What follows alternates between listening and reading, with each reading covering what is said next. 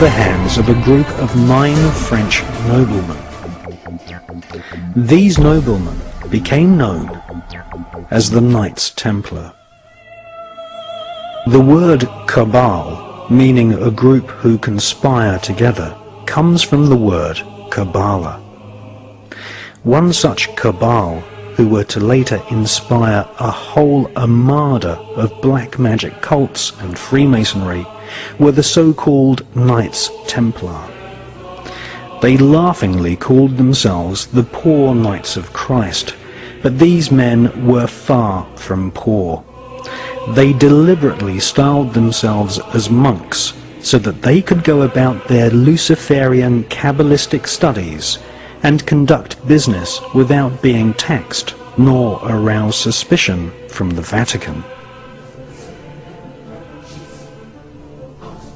The Kabbalistic higher secrets of ritual sodomy, the evil eye, chanting incantations, necromancy, blood sacrifice, and invoking the fallen angels in service to Lucifer fascinated the French Knights Templar. They realized that the Kabbalah originated in Palestine, and once they had realized that the Kabbalah was the key to untold spiritual magical power, they cunningly planned a bloody crusade to Palestine in order to search for more Kabbalistic and magical artifacts. They eventually discovered and looted the Temple of Solomon. Solomon was a biblical magician king who is accredited with inspiring large parts of the corpus of works we now know as the Kabbalah.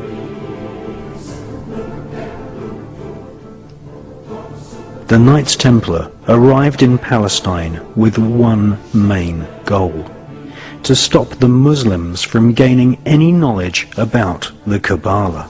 Knights Templar, once they had discovered the magical teachings of the Kabbalah, were dedicated utterly to destroying its origins so that they might hold its secrets exclusively.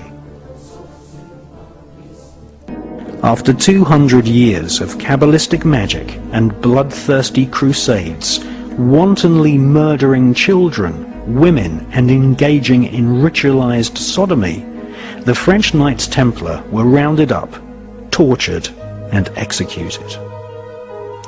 Many confessions told of the Knights Templar monks ritually sodomizing each other, invoking evil spirits, and implanting these spirits into animals such as cats.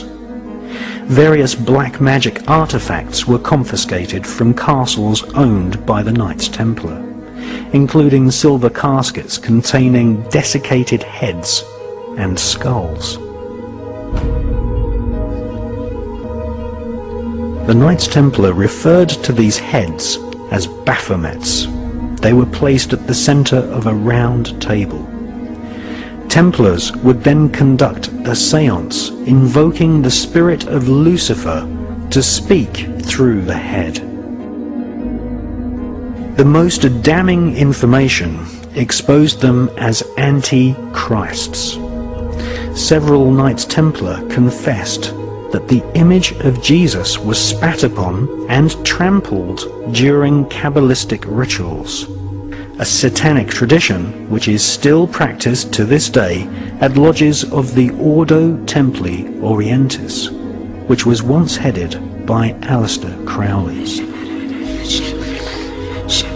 Many Knights Templar bribed their way out of prison and escaped to Scotland and the Mediterranean island of Malta. They first renamed themselves the Sovereign Knights of Malta, and then, after establishing trade routes to North America long before Christopher Columbus, they re-emerged in Scotland, calling themselves Freemasons. All versions of Freemasonry, Rosicrucianism, the Skull and Bones, the Palladian Rite of Freemasonry, Co-Masonry, Scottish Rite Masonry, the Ku Klux Klan, and Crowley's Ordo Templi Orientis are derived from the original Kabbalistic rituals of the Knights Templar.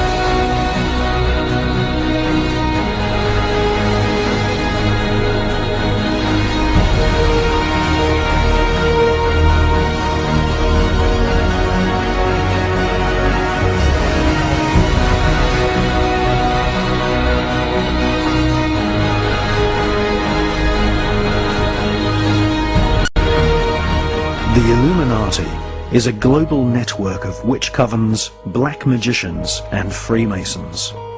They use a secret code of numbers and words to communicate the plan to one another. They hold rituals right in the heart of the British Parliament and Washington, D.C.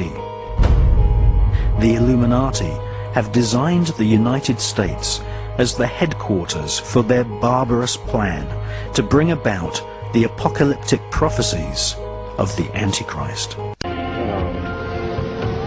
I don't have a lot to respond except the fact that I am past master of my lodge and a Freemason, and I'm very proud of the fact. And I think it's interesting to listen to a debate that says that points toward Freemasonry as an occult when 36 of the 50 signers of the Declaration of Independence, all of the generals in Washington's army, and everyone who's participated in the Revolutionary War were basically Freemasons.